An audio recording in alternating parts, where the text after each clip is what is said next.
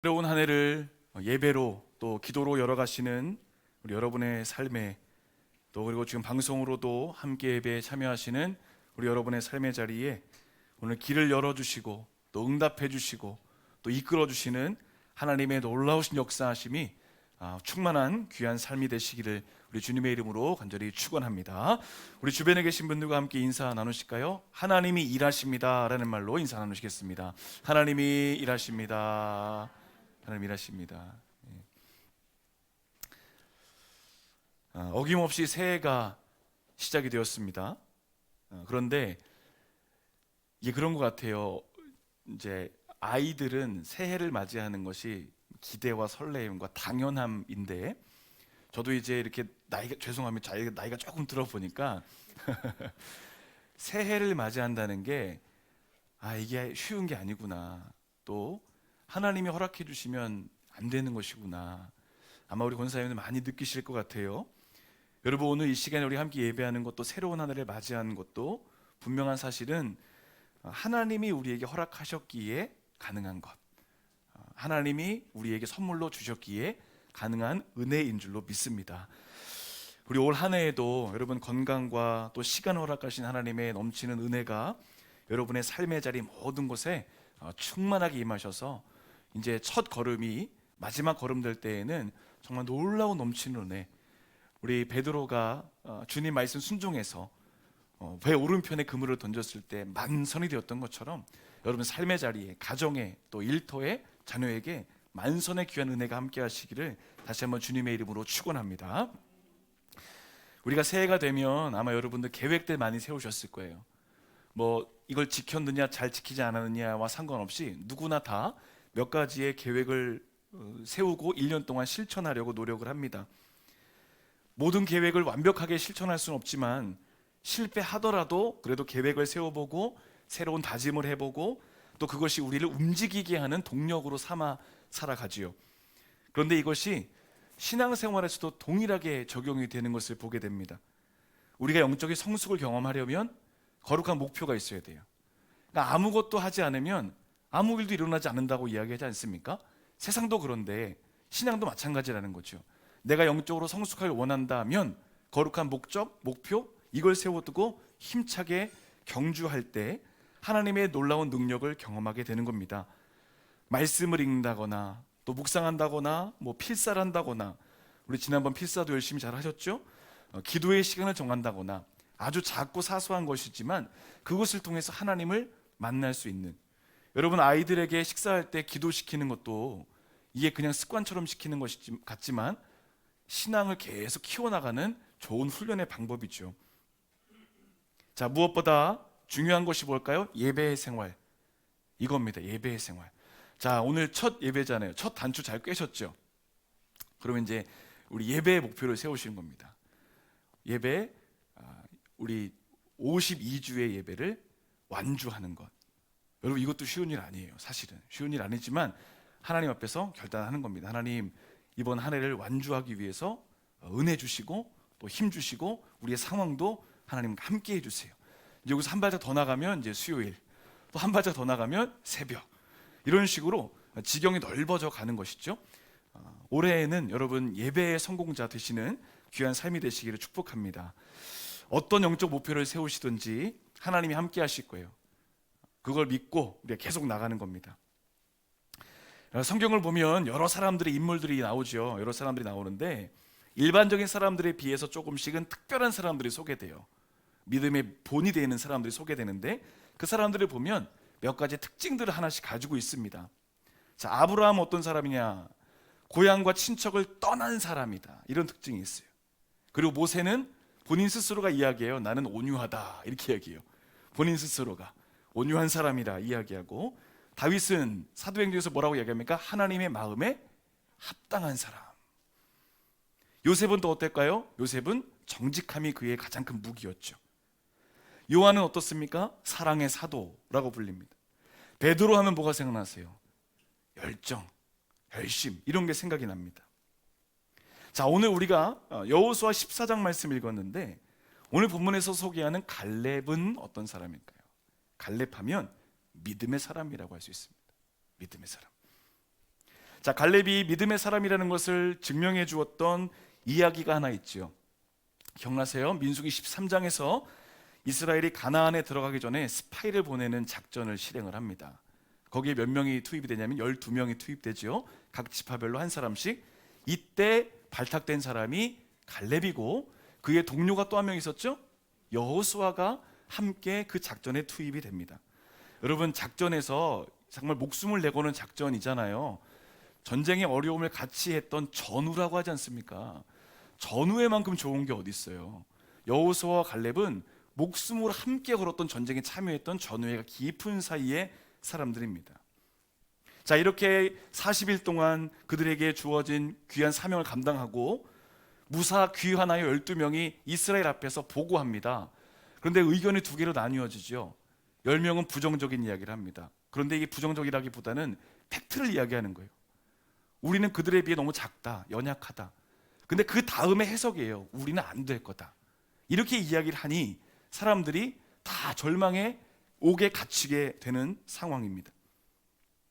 자, 이를 보고 듣던 이스라엘의 기류가 어떻게 변화가 돼요? 절망에 사로잡혀서 원망하고 불평하게 됩니다. 상대들의 실상을 딱 보니까 소위 요즘에 말하는 거 현타라고 하죠. 현타. 그러니까 현실을 딱 보니까 와, 이거 너무 불가능한 거예요. 절망의 늪에 빠져 있습니다. 이때 여호수아와 갈렙이 그 부정과 불평의 분위기를 싹 전환을 시켜요. 근데 그 전환의 그 이야기가 뭐냐면 초긍정적인 언어를 씁니다. 초긍정. 자, 민수기 14장 7절과 8절 말씀 우리 함께 읽어보겠습니다.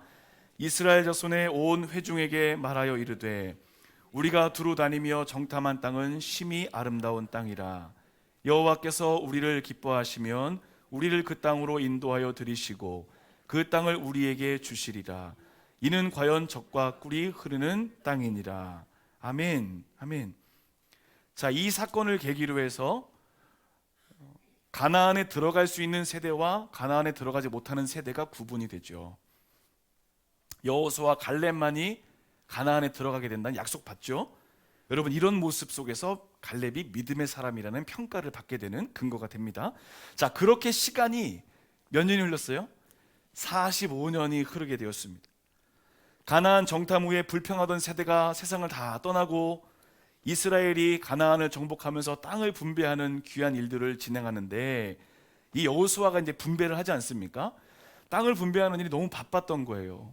여러분, 업무가 너무 많다 보면 사실 집에서 연락이 와도 연락을 못 받을 때가 있잖아요.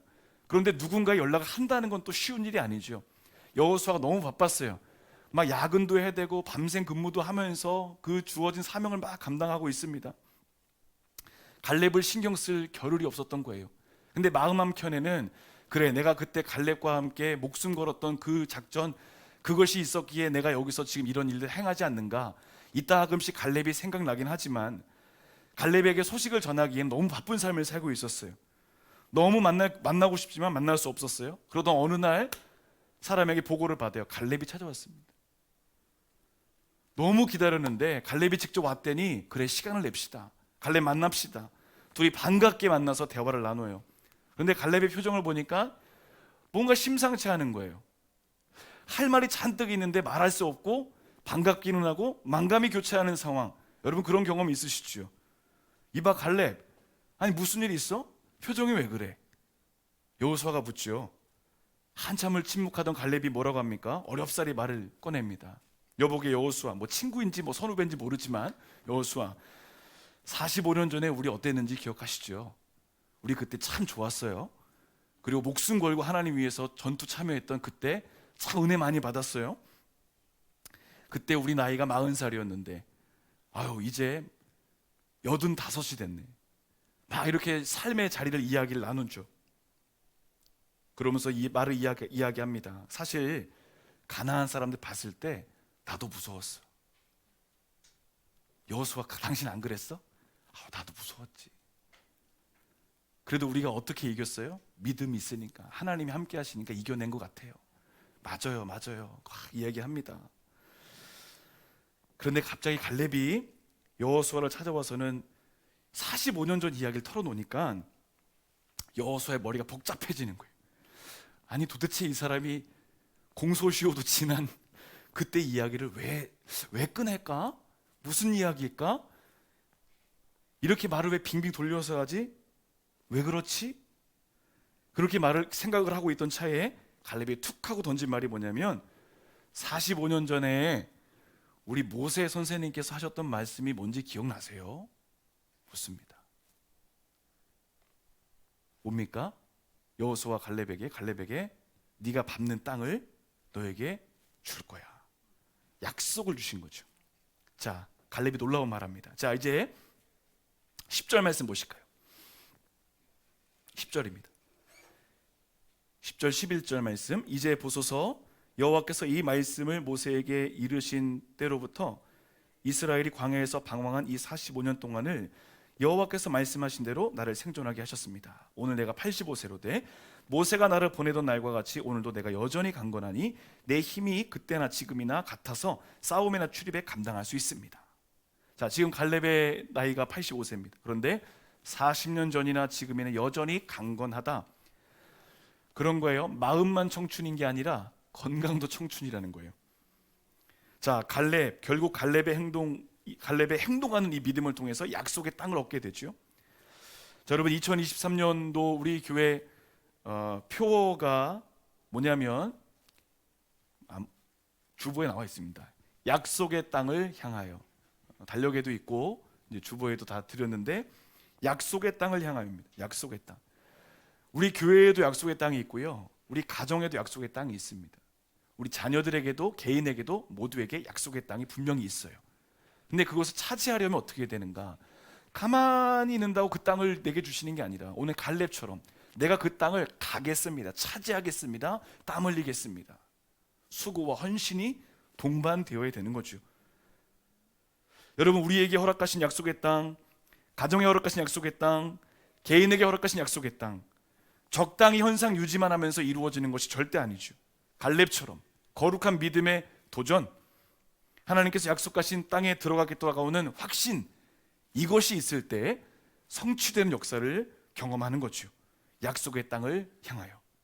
여러분, 오늘 이 믿음의 사람 갈렙의 모습을 통해서 2023년도 우리 한 해를 어떻게 살아가야 될 것인가 말씀을 통해 몇 가지로 은혜를 나누겠습니다. 첫 번째로는 하나님의 주권을 인정하는 믿음입니다. 자, 10절 말씀 보겠습니다. 10절 같이 읽어볼까요? 이제 보소서 여호와께서 이 말씀을 모세에게 이르신 때로부터 이스라엘이 광야에서 방황한 이 45년 동안을 여호와께서 말씀하신 대로 나를 생존하게 하셨나이다. 오늘 내가 85세로 돼.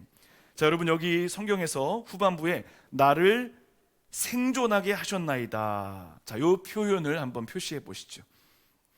여기서 나를 생존하게 하셨다라는 이 표현의 원어를 보니까 무슨 뜻이냐면 호흡하게 했다라는 뜻이 있습니다. 호흡하게 했다. 호흡이라는 의미가 있는 거예요. 자, 창세기 2장 7절 말씀. 여호와 하나님이 땅의 흙으로 사람을 지으시고 생기를 그 코에 불어넣으시니 사람이 생명이 되니라. 생기를 불어넣으시니. 그러니까 지금 갈렙이 지금까지 살아올 수 있었던 이유 뭡니까? 하나님이 계속해서 그에게 생기를 불어넣어 주셨기 때문이다.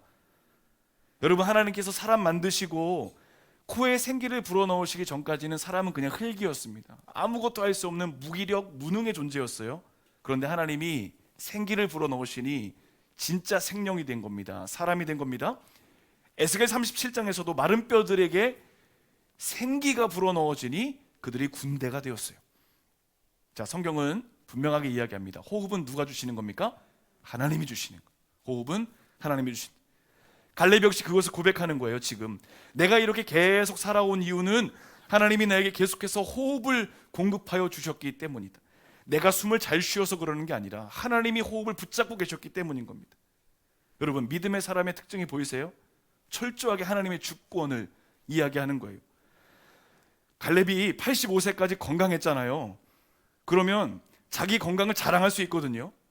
그렇지 않았습니다. 이 호흡도 하나님이 주신 거다. 하나님께서 내 호흡을 붙들어 주셨다는 말은 갈렙의 모든 순간을 하나님이 붙들어 주셔서 지금에 이르게 하셨다는 겸손의 고백입니다. 여러분, 여기 생존하게 하셨다는 표현에 또 다른 의미가 또 있는데 뭐냐면 영혼을 살린다는 뜻이었습니다. 영혼을 살린다. 그러니까 성령이 계속 공급된다는 거죠. 창세기 2장 7절에서 생기가 불어넣어지는 것, 하나님의 영이 들어오니까 몸도 살고 영도 살고, 나의 영과 몸이 다 주님이 공급하시는 가운데 이 지금에 이르렀다 말합니다. 자, 갈렙 철저하게 주님의 주권을 인정해요. 여러분, 갈렙의 삶에서 얼마나 많은 일들이 있었을까요?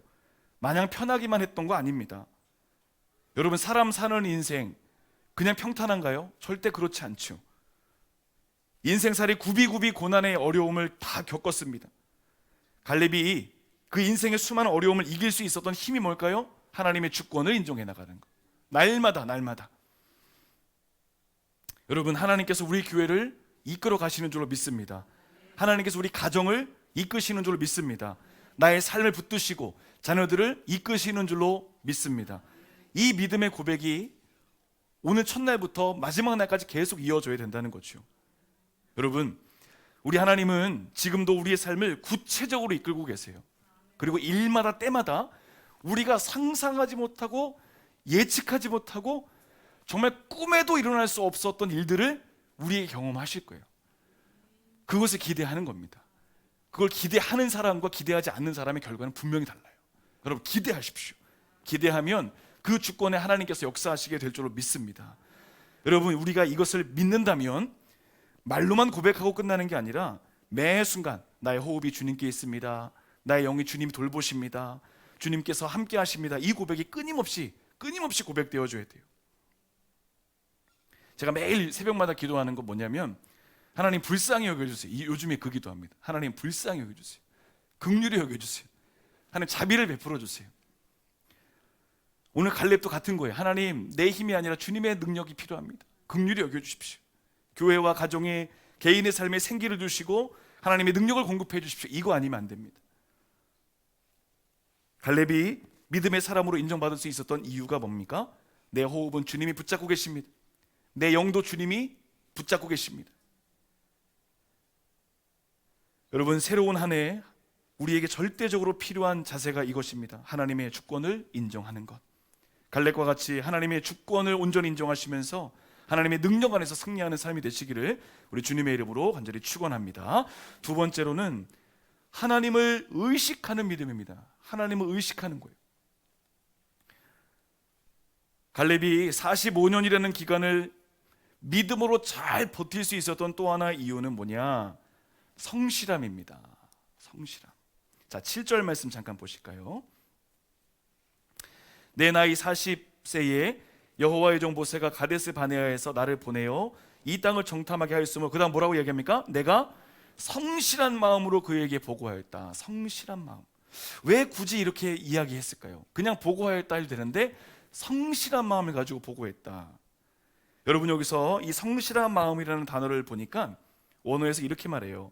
하나님이 함께 하시는 마음.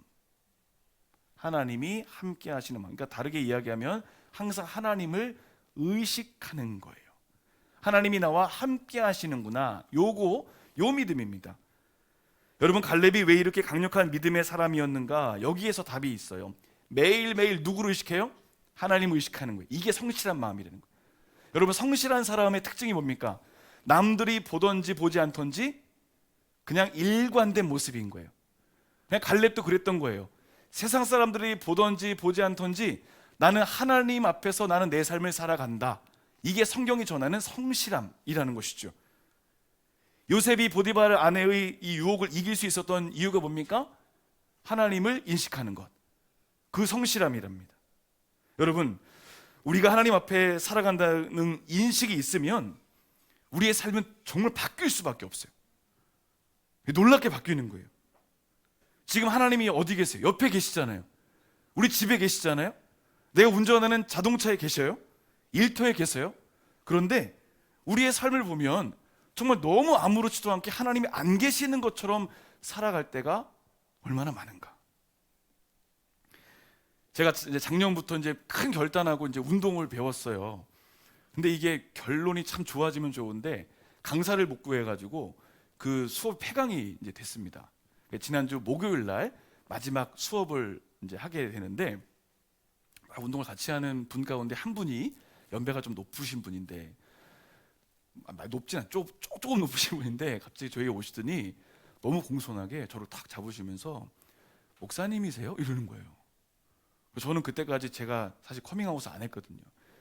왜냐하면 혹시라도 오해할 수 있거든요. 목사가 뭐 전도하러 왔나? 뭐 이런 식으로 그럴 수 있거든요. 그래서 그냥 저는 운동 자체만 하려고. 근데 아무튼 뭐 그렇게 하는데 뭐 어찌어찌 알게 됐어요. 그 엘리베이터 광고에 있는 우리 교회 이제 그걸 이제 보시고 이렇게 다 꽤 맞춰본 거예요. 뭐 카톡 사진도 보고 궁금증은 많았는데 이 뭐 하는 사람인지, 음악하는 사람인가, 교회는 다니는 것 같은데, 그러다 이제 이름이 맞춰지니 아, 목사구나 이제 알게 된 거예요. 근데 참 웃긴 건 그분이 저를 만날 때 이렇게 인사했거든요. 아, 이렇게 인사했거든요. 근데 갑자기 안녕하세요 이렇게 인사하시는 거예요. 그러니까 대하는 태도가 달라진 거예요. 그리고서 이제 연습을 시작하는데 사실 막 웃고 떠들면서 막 연습하거든요. 근데 너무 조용해요. 너무 경건하고 막 그 같이 하시는 분들 저 눈치를 보시는 것 같은 약간 그런 느낌이 드는 거예요. 경건한 연습 처음 해봤어요. 근데 저는 그분의 반응을 보면서 무엇을 느꼈냐면, 제가 좀 깊이 반성했던 게 있어요. 아, 사람 목사를 볼 때에도 세상 사람들이 의식하고 자기의 말과 행동을 좀 조심하게 하려는, 그러니까 좋은 분들을 만난 거죠. 그런 의식하는 모습이 보였던 거예요. 근데 저는 그 생각이 드는 거예요. 과연 나는 하나님의 사람이라고 하는데 과연 하나님 얼마나 의식하며 살고 있는가. 내 삶의 자리에서 말과 행동, 그 삶의 반경에서 내가 살아가는 그 모습은 그냥 너무 세상 사람들과 똑같은 거 아닌가? 여러분 어떠세요? 세상 사람도 목사가 앞에 있으니 스스로 행동을 조심하는데, 목사가 믿음으로 살아가는 사람이라고 이야기하면서 하나님과 상관없이 살아가는 모습들, 여러분 저만 그런 것일까요? 우리 모두에게 이런 모습이 있지 않습니까? 신앙생활하면서 정말 안타까운 게 뭐냐면 그런 거예요. 예수 믿는다 이야기하지만 하나님 없는 것처럼 살아가는 삶의 모습이 참 안타까운 모습이죠.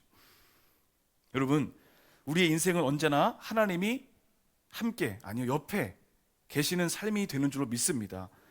하나님이 교회에만 계신가요? 아니죠. 가정의 일터에, 나의 마음과 생각에, 모든 곳에 나와 함께 하신다는 거죠.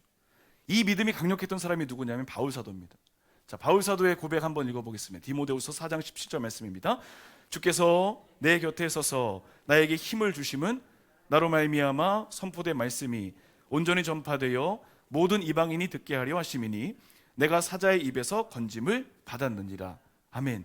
여러분, 지금 바울 사도가 이 고백을 하던 때가 언제냐면 옥에 갇혔을 때입니다. 혼자 있을 때잖아요. 모든 것이 차단됐었던 그때. 그런데 뭐라고 이야기합니까? 주께서 내 곁에 서 계신대요. 가장 가까이 계신대요.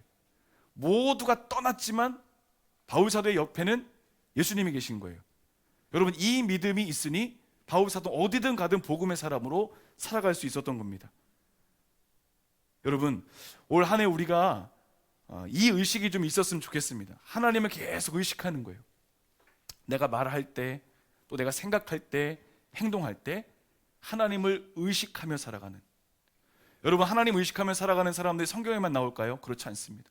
저는 오늘 이 한 주간 또 이 한 해가 우리 모두가 하나님을 의식하는 성경의 주인공 같이 우리도 그런 주인공이 되기를 주님의 이름으로 축복합니다. 매 순간 하나님을 의식하는 말과 행동과 생각과 또 삶의 모습, 이 한 해도 하나님의 능력을 경험하시며 승리하시기를 우리 주님의 이름으로 간절히 축원합니다. 마지막 세 번째로는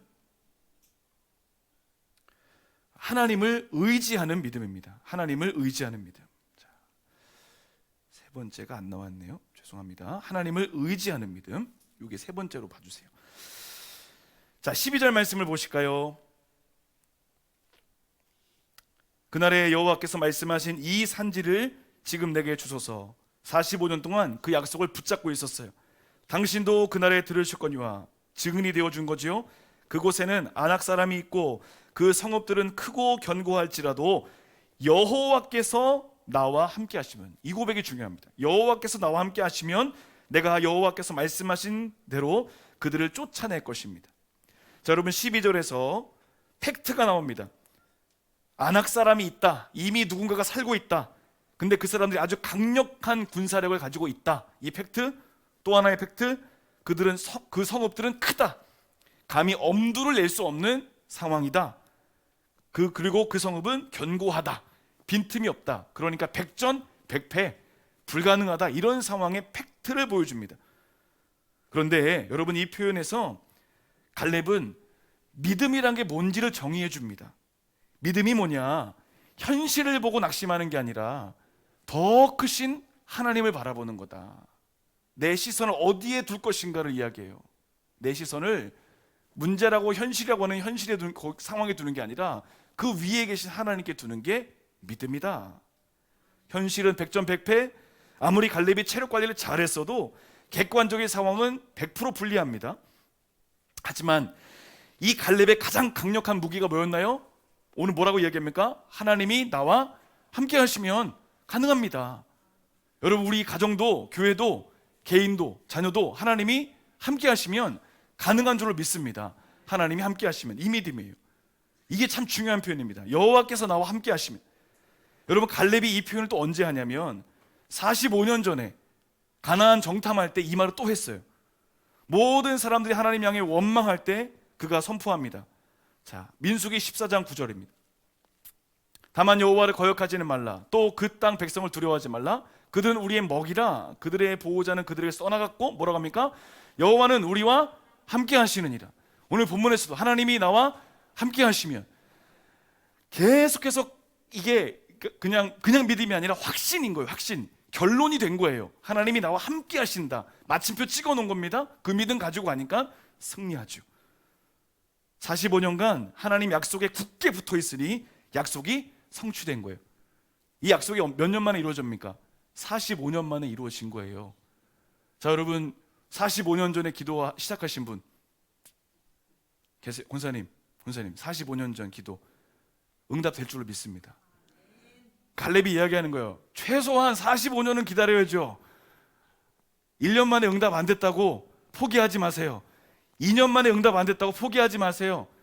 혹시 몰라요, 올해가 45년째일지. 근데 46년이 됐어요. 또 기도해야 돼요. 그러면 어떻게 해야 해요? 내가 갈렙보다 위대한 믿음이구나. 계속 가야지. 신앙은 잘 해석하는 겁니다. 45년쯤이야. 갈렙은 얼마나 마음에 참 힘들었을까요? 여러분, 생각해보세요. 45년을 어떻게 기다려요? 한결같이. 근데 갈렙은 버텼어요. 그랬더니 하나님이 포기하신 거예요. 응답을.